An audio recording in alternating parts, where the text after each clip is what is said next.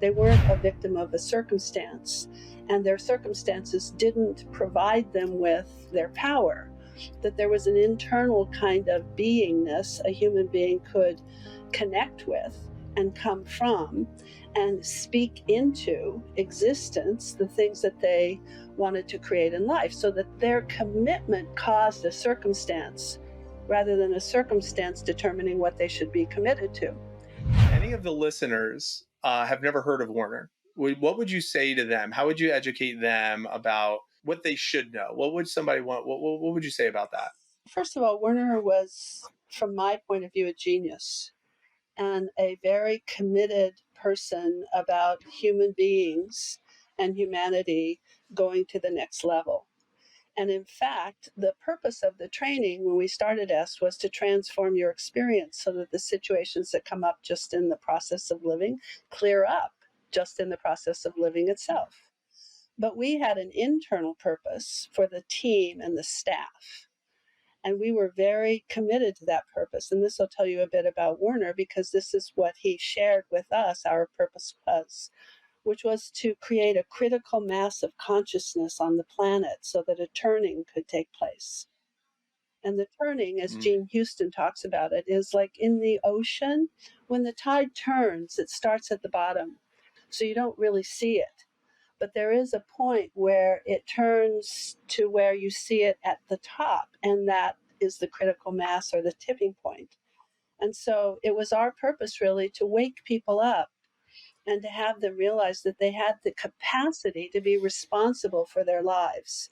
They weren't a victim of a circumstance, and their circumstances didn't provide them with their power. That there was an internal kind of beingness a human being could connect with and come from and speak into existence the things that they wanted to create in life, so that their commitment caused a circumstance rather than a circumstance determining what they should be committed to. And most people, even Mm. today, not most people, but many people still look at life that way. If you ask them, are they committed? They will say, well, wait a minute, before I tell you I'm committed, let me check to see if the circumstances are right. Do I have enough money? Do I have the right team? Do I have the right talent? Whereas the people who really make a difference in life understand that first is the stand. They take a stand. It's a commitment. They say, this shall be. And they come from their internal power and they say, this is where I'm taking a stand and I'm going to be unreasonable about it, and it shall happen.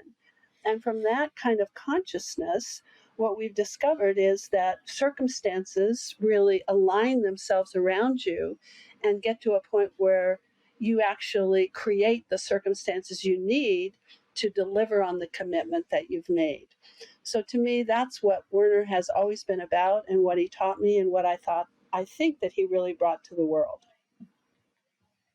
Mm. And how does someone muster up the courage to take a stand amidst their circumstances? Because you said you had circumstances with your dad growing up, and sometimes it's tough to take that stand. Sometimes it's tough to have the courage to do so because of circumstances, what other people might think, or what loved ones might say, or what if I'm not good enough, I'm inadequate. Like, how does someone muster up that courage to take that stand? Well, that's the key, isn't it?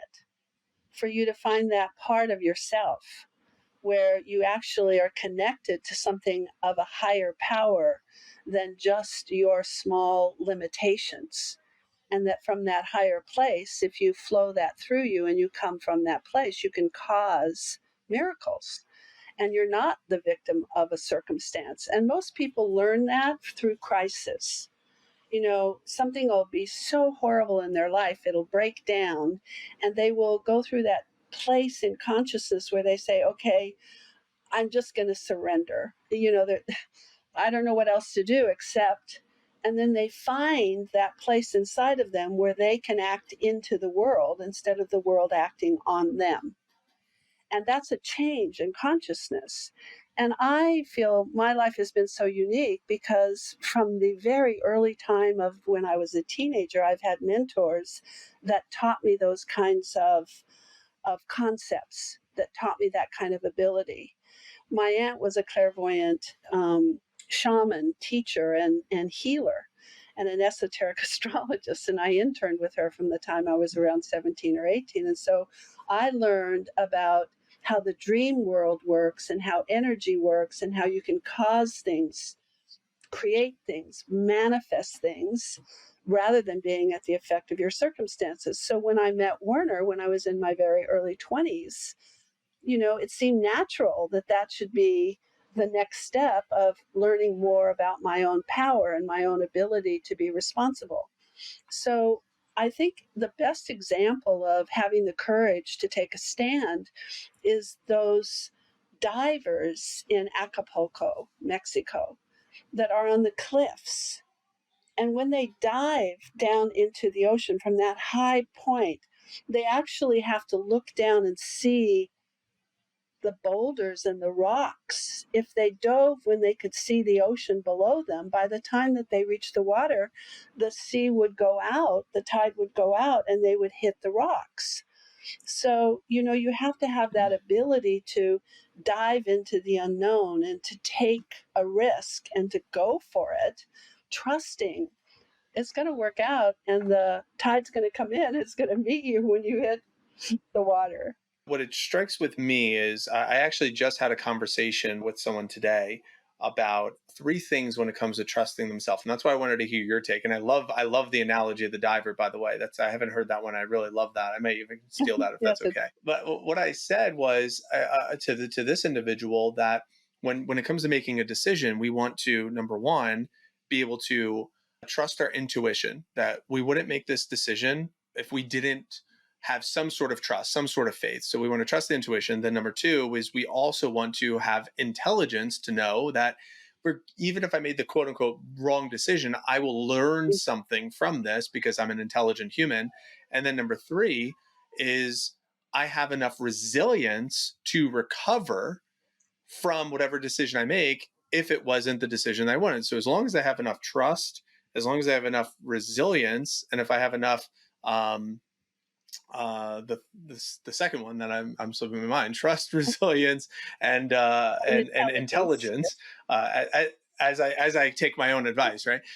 So that's what's been serving me in the past, and I love what you said about how you can muster up the courage to take a stand for having this trust. That's like, it could work out. You need a little bit of faith to see beyond the now.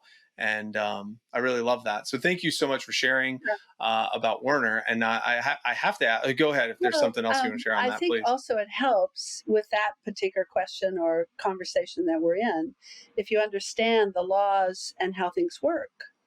So if you think about a river and you're going down the river in a little boat, and the river has its own dimensions, its own nature, it is the river, and you don't have any control over the river. But what you do have control over is how you're going to stand in the boat going down the river. Now, the river may have turbulence, or it may be totally no wind, and so it's totally still, or there may be rapids, or there may be great drop-offs. And you can't change that. People try to change the river, or they try to change their circumstances, or they try to change the person that they're dealing with, or they try to change the event that they're in, rather than realizing they can only choose how to respond to it. It's going to be the way that it is. And when you realize that's the way it is, then you start putting your focus and your attention on the things that you talked about, which is what I call being centered. And being centered is present, open, and connected.